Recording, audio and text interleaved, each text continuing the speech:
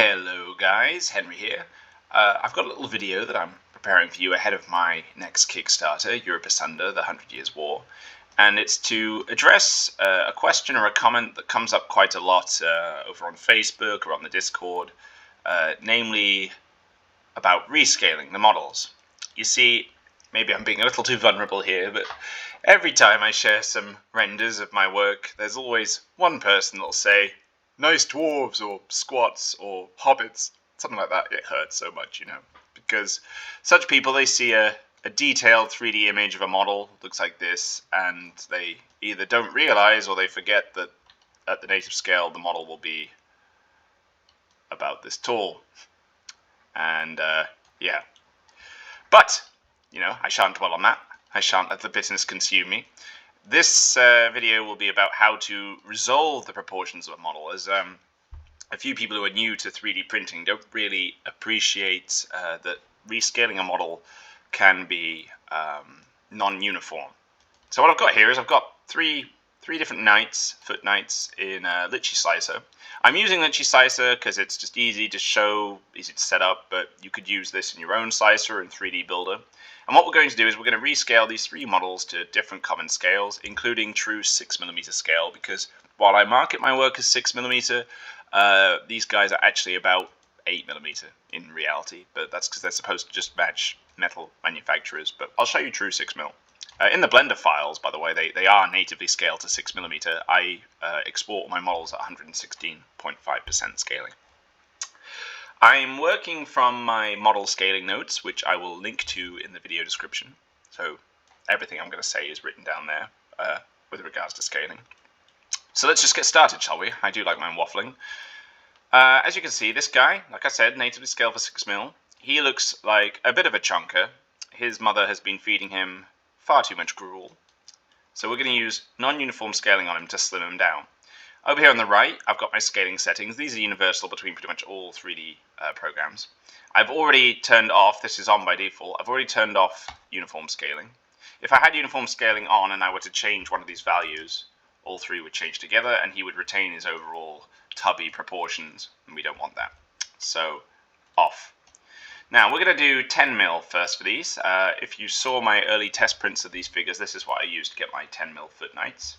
It's going to be 145% on the z-axis, and as you can see, because only the z-axis has changed, that's this blue vertical line, he looks very slim now. And we're going to widen him out with 130% on the x and y-axis. Of course, this is entirely subjective, and you can do the models however you think looks right. I know that one of the guys I had test printing some models at 10mm thought this didn't look quite right, so he went for 135. As you can see, that sort of widens it out a bit. You just need to go for whatever you think looks best. If you've seen my other earlier YouTube video about the cube method, where I said you can drop in cubes to check your scaling, at least in 3D, at least in Litchi Slicer. In 3D Builder there is actually a built-in measure tool. If I make the scaling on this cube, oh it's 10mm by default, so this is a 10mm tall cube. If I move it to the top of the base and measure from base to eye line, that shows the scale. This fella's actually, probably like 11mm actually, but we could slim him down to 140, and at 140 he's almost dead on 10mm there. But okay, so that's 140, 135, 135. You could go for 130 if you want to be a bit slimmer. The only real disadvantage, in my opinion, there are maybe two disadvantages to rescaling a whole STL, is that it can mean the heads can look a bit funny. I think this looks alright, but on some of my, for example, Napoleonics, a shako can look overly tall if done this way, because you are just increasing the z-axis and not the corresponding widths. So for really, let's say, flawless rescaling, it's better to use the Blender files and rescale parts separately from each other.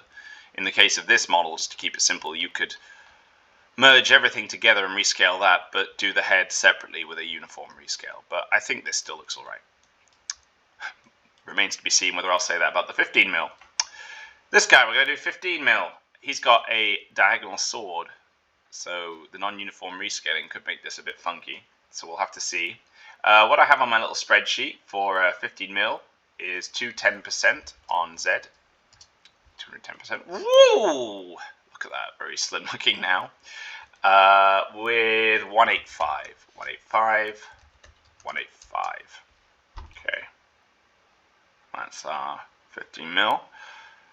I think that looks alright. Even the sword doesn't look particularly distorted. What my concern was, I mean, maybe the hilt is somewhat asymmetrical now as a result.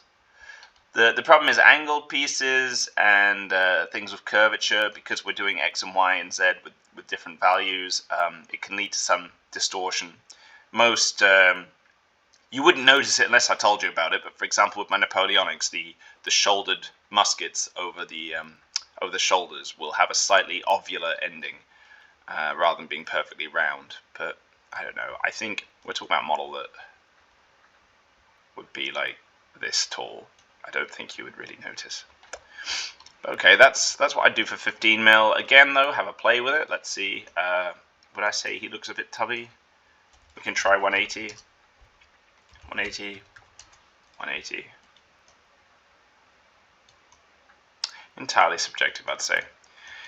And then down here, I wanted to do true 6 mil. Now, someone who's better at math than me will have to correct me, but as I said, in my Blender files, these guys are naturally at 6 mil, but I export them at 116.5%. So that would imply that 83.5%, I think, should be the original 6 mil scale. There you go. If you wanted true 6 mil, you could do that. I can check it with the cube. Oh my gosh. Sorry.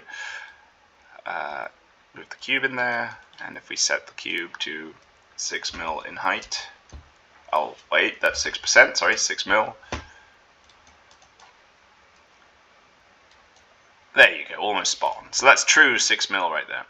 And there you have it. We got 3 models, rescale to different scales using asymmetrical rescaling. So please, when you look at my work and you think that my guys look like tubby little dwarfy hobbit things, please bear in mind that this is an option, especially, you know, folks who don't know much about 3D printing. They might not appreciate this, but sculpts are more versatile than they first appear. My next video I'm going to be putting out will be showing more involved work in Blender itself. I'm going to be using the World War I models for this, because if you want to, let's say, do this properly, without distorting heads or diagonal details and things, you're going to want to rescale every bit separately. So we're going to take some World War I sculpts, which are the same scale as this, 6 mil natively, though a little bit shorter, and we're going to try and make them look like proper 15 mil sculpts, so please hold on for that.